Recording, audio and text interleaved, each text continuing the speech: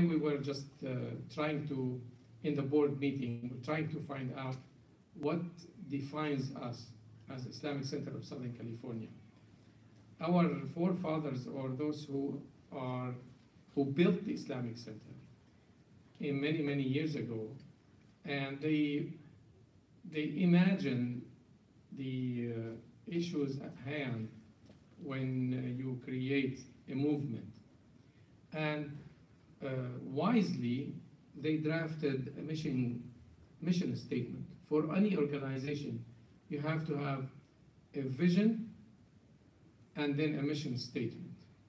A vision is what you envision yourself as a company or as a corporation doing for many years to come. What is the purpose of the existence? The mission statement is how to apply that vision in action. So I would like to have an interaction with you as well, if you will, if you would, please. And let us discuss. We have 9 statements or mission statements, 9 articles. Number 1, the source of Islam, our sources of Islam are the Holy Quran and the non-controversially relayed Sahih, or which is the true stories or the true hadith, the tradition of the seal of the messenger of Prophet Muhammad sallallahu alaihi wasallam. Other traditions, man-made rules, cultural and ethnic behaviors are not infallible and are not considered as source of Islam. So this statement alone tells you that in our Islamic Center here of Southern California, we consider the sources of Islam is the Holy Quran and the Sahih Hadith. Some hadiths are controversial, some of them are weak, very weak, and some of them not to be taken seriously. So our mission of the Islamic Center is to consider this as part of why we are here, our existence. In the country or from indigenous residents of the United States, whoever comes to be part of our leadership, part of our membership, to abide by this mission and to know that my culture as a person from Syria, for example, I'm talking about myself, that I have a different culture than a Muslim person from Afghanistan or from Pakistan or other Muslim countries. So we have clash of cultures, so to speak. Maybe not clash, but different application of your culture. Whether it is a hijab, whether it's an attire, whether it is a prayer, so to speak. You want to put your hands down, or you put them up, or here, or there. These issues are not to be controversial or to be discussed in the Islamic Center, as long as we abide by the mission statement. So it is clear, right, for all of us. So now, any member who would come to the Islamic Center to participate in events and to be part of the Islamic Center, they will know that this is number 1 mission statement. A show of hand, how many of you know that we have a mission statement? Good number, thank you. So how often do you visit this mission? Personally, I don't, because I take it for granted that I was trained, I was taught, and I had the opportunity, and thank God, to be with the best of teachers, Dr. Mahir, Dr. Hassan, and Dr. Fathi Osman, Dr. Omar Alfi, Brother Abdul Hamid Yunus, and Abid Awad, and all those who came before us to lay the ground of the Islamic Center, of the Islamic movement in Southern California. So we took it for granted that, oh, this is the way we apply Islam here. This is the way that we live our life. But when I became a khatib for Jum'ah prayer, and I was also trained in the Islamic Center by these giants, then I was asked to go, or I'm asked to go and give khutbahs in different masajid, different mosques. So I found myself that, you know, we are coming from a different teaching ground. You know, when you go somewhere, you find different application, or I can't say anything bad about anybody. But when we come back to the Islamic Center, we say, thank God I'm here. Do you have that feeling sometimes? Yes. Especially when you have social events or fundraisers or things like that. Like, you see a mixture of civilizations or cultures in our Islamic Center that all mesh together and go in the same direction. And that's what I like and love about my home, besides my home. That regardless of the situation, we always have a board of 9 people, 9 leaders of the community. 1/3 of the board must be female leaders. Must be. It's our bylaws that we have to have females. 3 or 4, it doesn't matter, but the least that we can have is the 1/3 of the board. 3 members of our women leaders in our community. And believe you me, sometimes when we sit in the board meeting and we listen, they make a lot of sense and they lead us into the right direction. And we say, thank God we have you. So this is our tradition. We at the Islamic Center, we work as a team. We're not an individual-driven mosque or Islamic Center or movement. We all work together in the same direction, whether you are from Afghanistan or other part of the world or Egypt or Syria. It doesn't matter who you are, as long as you believe in the first mission and believe in the work for the cause of Allah subhanahu wa ta'ala, not serving special agendas or personal agendas, you're in. So we don't have like, oh, this is the Egyptian mosque, this is the Pakistani mosque, or this is the other mosque. This is number 1 that we love about Islamic Center. Number 2, Islam is the universal mercy of God. Muslims identify primarily as Muslims and not as particular ethnic group, race, color, or tribe. No such exclusionary activities are allowed in the center. That's another thing. Like sometimes we were asked to, let's say, rent the hall for a special ethnic activity. Like say, okay, the Bangladeshi community, or the Latino community, Muslim community, or let's say other communities that it serves the purpose of just being ethnic, and they have the function and they speak their own language. We say we are sorry, we're not that type of Islamic Center to serve certain culture. Because one day they will say, okay, you allowed this group to have a function, why don't you allow us to, you know? So it is our mission, we go back to our mission. Number 4, any question on number 3? I'm sorry, number 2. Any question on number 2? No, number 3. Dr. Mahmoud, Brother Mahmoud, would you read number 3? It is a little small here. Oh, is it? Okay. Arabic? Oh. How about now? Arabic is taught as the language of the Holy Quran, language of communication, inactivity, and the center is the language of the land, i.e. English. That's another thing too. So we speak our own language at home, or with our friends, or with our social circles, but when we come to the Islamic Center and we speak on the podium or at the khutbah pulpit, English is the language of the land. So we speak English. I go somewhere and where the whole khutbah of Jum'ah is Arabic. Okay, how about you're excluding the people who don't speak Arabic? Why is that? Or they will do it a mix of Arabic, English, or Urdu, or sometimes. You are identified by the language of the land. We are living here, we speak English, Islamic centered language, except when it comes to the ayahs of the Quran. On the pulpit, we say only the Arabic language because Quran is revealed in the Arabic language, and we recite it as such. And our khutbah is always English, and we use the Arabic language just pertaining to the Quran. And even the hadith, when we narrate, sometimes we say it in Arabic, but it is not mandatory. When we say it in English. That's the common language for people. Any question on this?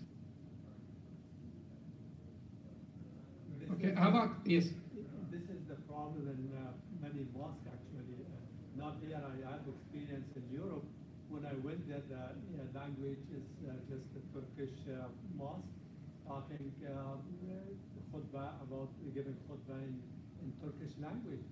And I talked with them actually that it's not true because we cannot attract other communities here, especially young community, because it's only in Turkish language. Even young generation in Turkish language, they don't know that don't have language. Yeah, I see. So the statement is that even when you went to Europe or some other Islamic centers, that they use their own cultural language or their own language to communicate, while some people, excluding a lot of people, do not understand, let's say, the Turkish language or other languages, or even the young generation of the same community, they don't know their native language.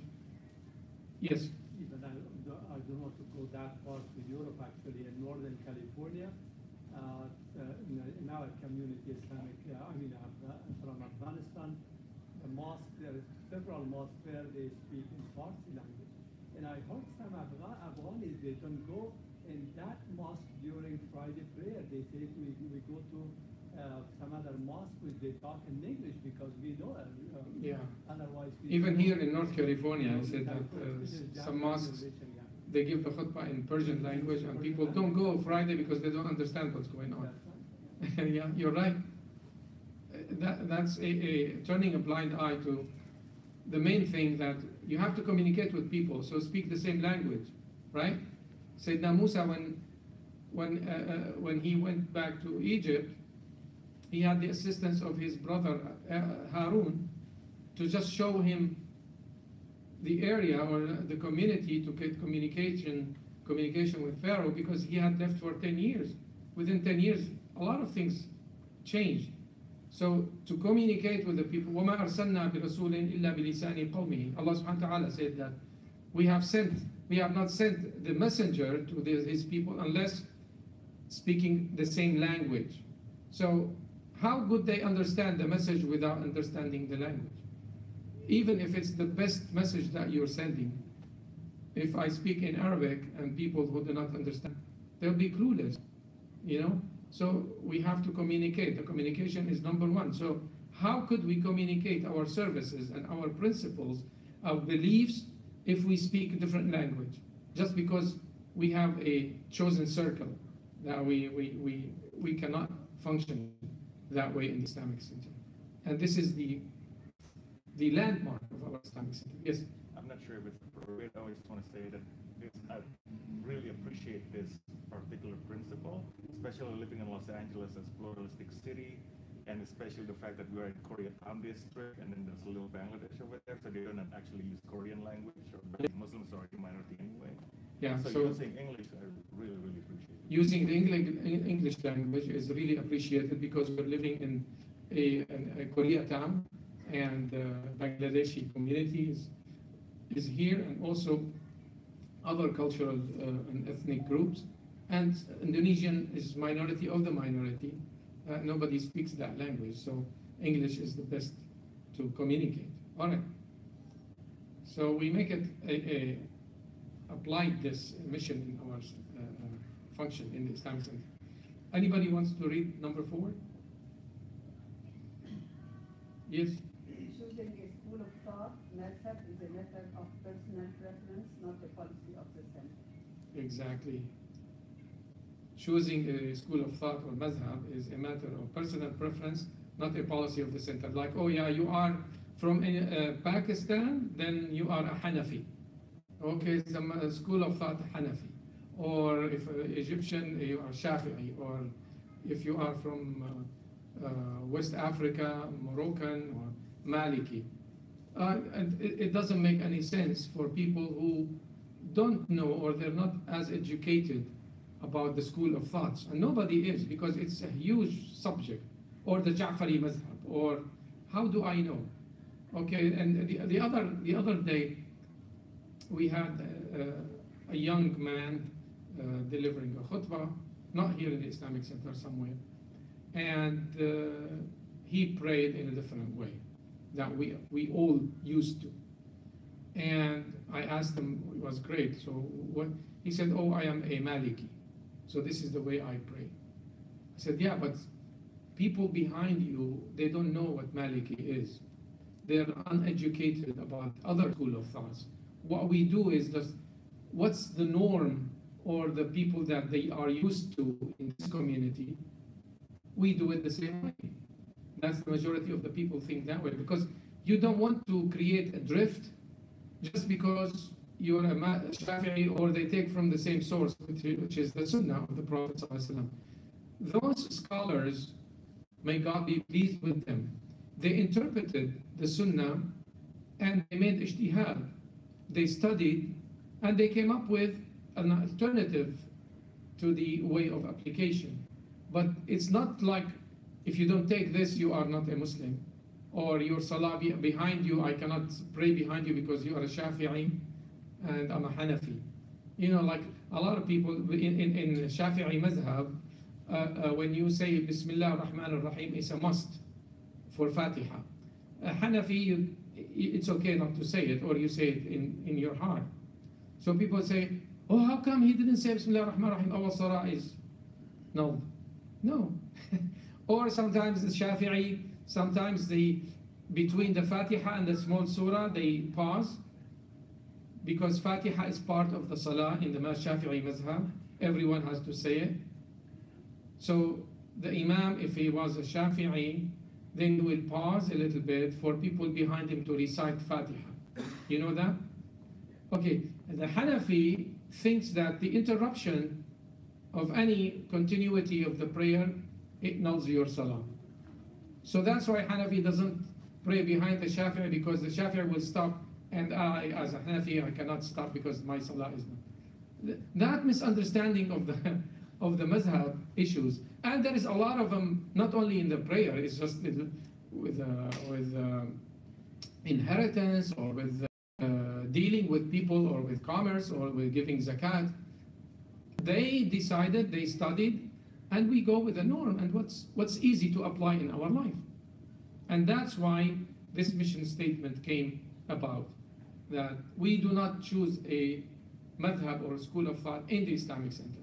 Everybody is a Muslim, everybody prays, and we all pray the same way. Here, did you raise? Okay. Okay, you raised first, I'm sorry, yes, and then I'll go back. What is Maliki and Shafi? I never heard like two of the Islamic development. I never heard. Yeah. Okay, the question is Maliki and Shafi'i, you grew up in a different area where... you grew up in an area when only Islam, you don't know the... To be honest with you, there is nobody who would know what the complete mazhab is. There is a Shafi'i, there is a Hanafi, Maliki, and Hanbali, Imam Ahmad ibn Hanbal, and there is the Ja'fari.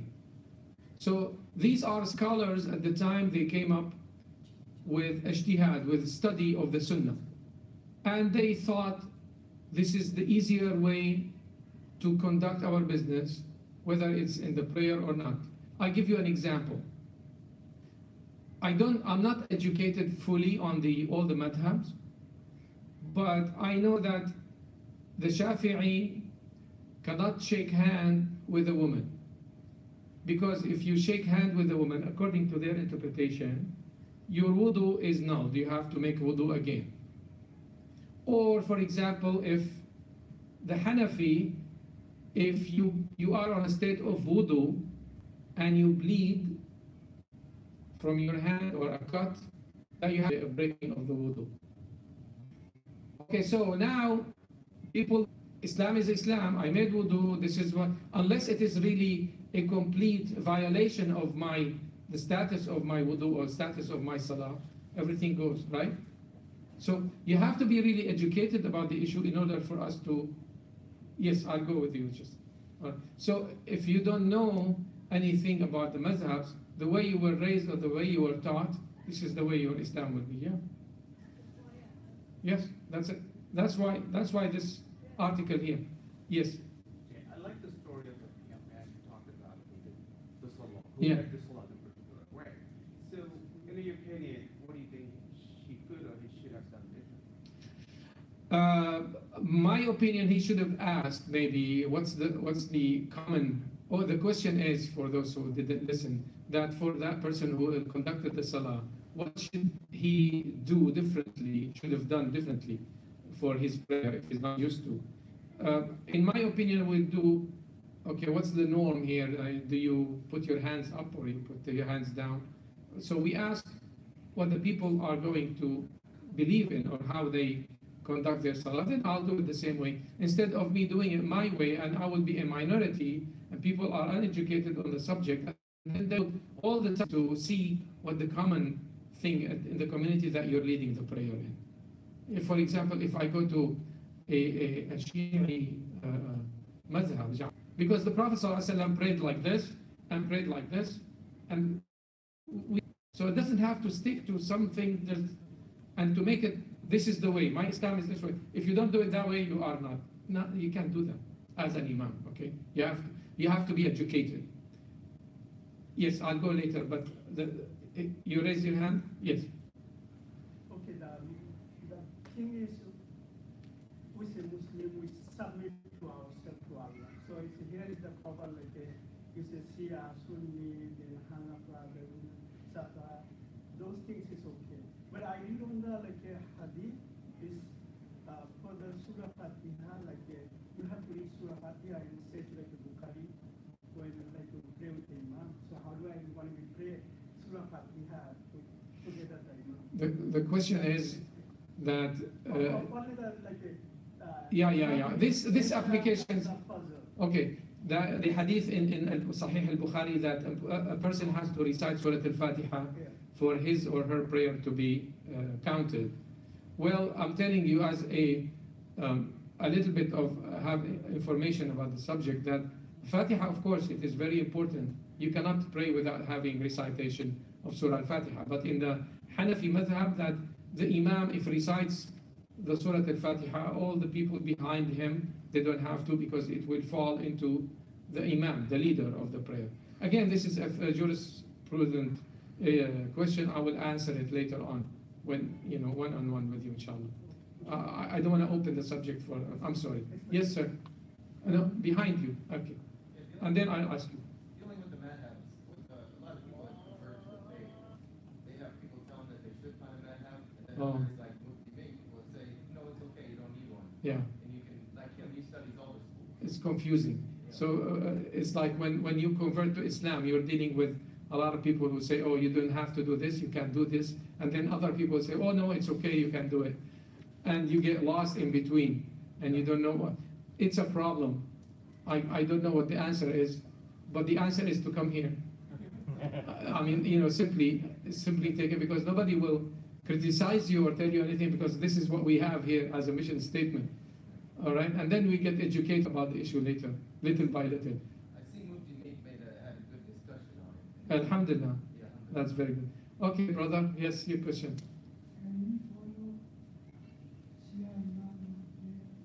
Can you follow Shia Imam?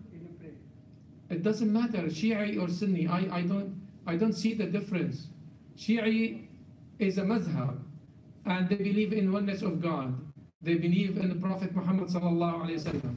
They believe in the Hadith. They believe in the Quran. So, of course, I mean, they're Muslims. Yes. I remember it's very related to this question of the brother here. A few years back, I remember one time. Thank you. I remember that Sheikh Qazwini was here. He was talking behind the podium. Yes. And when the time of prayer came, He led the prayer. He led the prayer. I was here. And we followed him. Yeah. And we followed actually. I was here too. Yeah, That's right. Yeah. Okay, that Thanks. answers the question. Okay, I'm not gonna go into that detail, please, because yeah, thank you so much. Thank you. Yeah. Okay. Okay. No more questions, right? I can ask something? Let me go over the rest of them, and then we can. Okay, what are you gonna add? No, I said like that says like soon follow like I read another hadith like one time like our Prophet Muhammad sallallahu alaihi wasallam somehow hurt by her leg, so he pray on the sit down. So when Imam pray sit down, we have to follow Imam whatever Imam does. So when Imam prays and sit down, we have to sit down behind. No. Right? Oh no. That's a hadith. No, you don't. You don't follow the Imam if he sits down because of a sickness or illness. Yeah.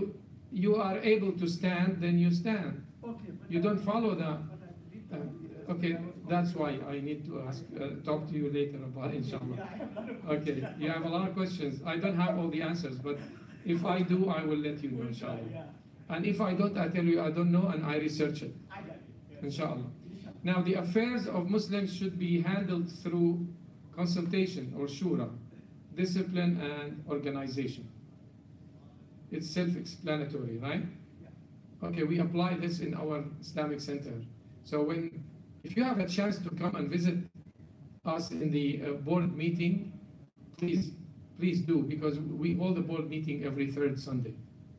And It is allowed to if you are not a board member. anybody is allowed to witness the meeting, to be part of it, of course.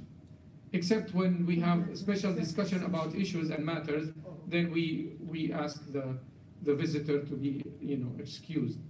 But anybody, member of the Islamic Center, are allowed to be in the boardroom. So now, many times, we discuss issues in the board, on the board level.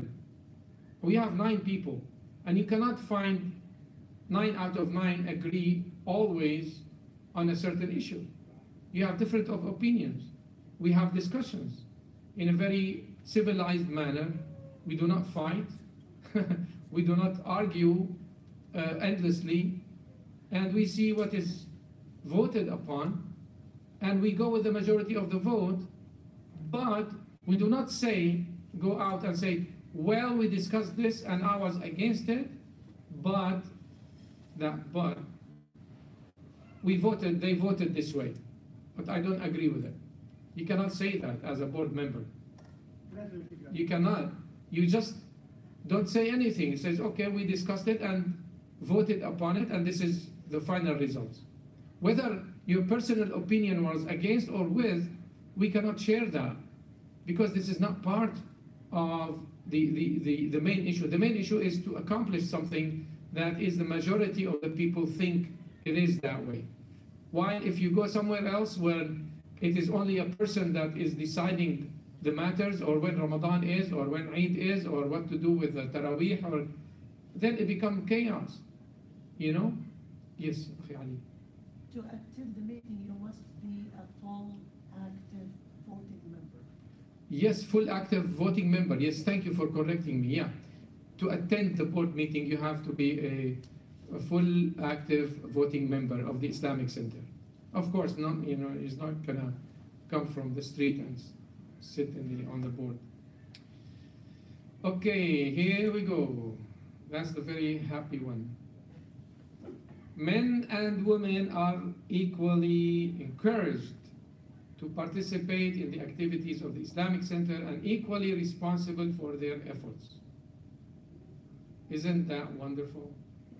That brings us back to the companions, the role of women and men, companions of the Prophet ﷺ. Of course, we cannot be compared in a way, but this is how they conducted their business, and that's how we conduct our business in the Islamic Center. That they are encouraged, asked upon or called upon to participate in the activities.